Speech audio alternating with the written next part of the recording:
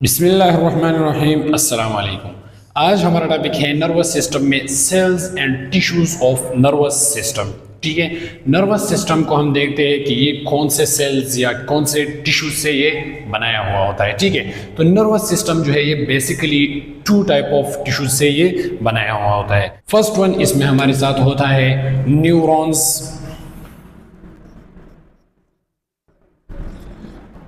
And second one इसमें होता है हमारे साथ न्यूरोग्लिया।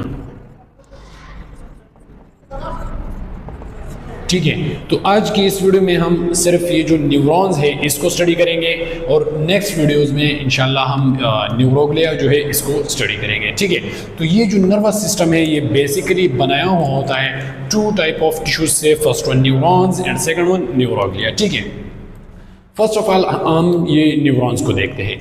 न्यूरॉन्स जो है इसको हम कहते हैं neurons are the working units that generate and transmit nerve impulse. ठीक है, न्यूरॉन्स जो है ये नर्व इम्पल्स को जनरेट करता है एंड इसको फिर ट्रांसमिट करता है from one neurons to another, from one neuron to another, and इसके बाद ये जाता है ब्रेन में और दोबारा वही प्रोसेस होता है, ये मैंने आपको बताया है। ठीक है, तो ये न्यूरॉन जो है ये जनरेट करता है एंड उस मैसेज को फिर ट्रांसमिट करता है, ब्रेन को लेके जाता है। ठीक है, तो ये ट्रांसमिशन जो है ये हमारे साथ फिर टू टाइप्स का होता है। ठीक है, एक होता है इलेक्ट्रिकल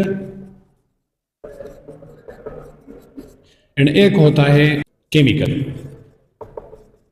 ठीक है, तो इलेक्ट्रिकल इम्पल्स जो है ये हमारे साथ ये हमारे साथ न्यूरॉन का डायग्राम है। ठीक है, तो ये न्यूरॉन्स जब यहाँ पर ये इम्पल्स जो है वो रिसीव करता है, डेंड्राइट्स जो होते हैं इसमें, इसके थ्रू ये इम्पल्स को रिसीव करता है और वो इम्पल्स जो है वो फिर इस न्यूरॉन से पास हो जाता है। यहाँ पर जो एक्सॉन होता है तो उससे फिर दूसरा यहाँ पर दो न्यूरॉन है वो प्रेजेंट होता है। ठीक है, तो इससे ये इम्पल्स फिर जाता है दूसरे न्यूरॉन्स में। ठीक है, तो यहाँ पर न्यूरॉन्स का रिसीव होना, फिर इस न्यूरॉन से जाना यहाँ एक्सॉन तक। ठीक है, एक्सॉन तक आने को इस नर्व इम्पल्स को हम कहते हैं इलेक्ट्रिकल इम्पल्स। ठीक है, और यहाँ फिर जो एक्सॉन से ये इम्पल्स जाता है दूसरे न्यूरॉन में तो उसको फिर हम कहते हैं केमिकल ट्रांसमिशन। ठीक है, तो ये हमारे साथ हो गया केमिकल एंड इलेक्ट्रिकल ट्रांसमिशन के दरमियान डिफरेंस।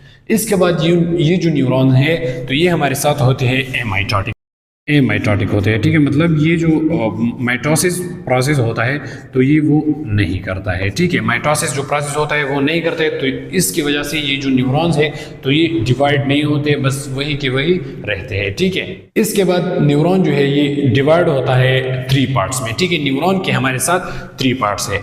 फर्स्ट वन यहाँ पर अगर आप देखें तो ये जो रेड कलर में आपको नजर आ रहा है इसको हम कहते हैं डेंड्राइट्स। ठीक है, तो ये हो गया first one part of the neuron. ठीक है, इसके बाद ये जो दरमियान में ये वाली जगह प्रेजेंट है तो इसको हम कहते हैं सेल बॉडी।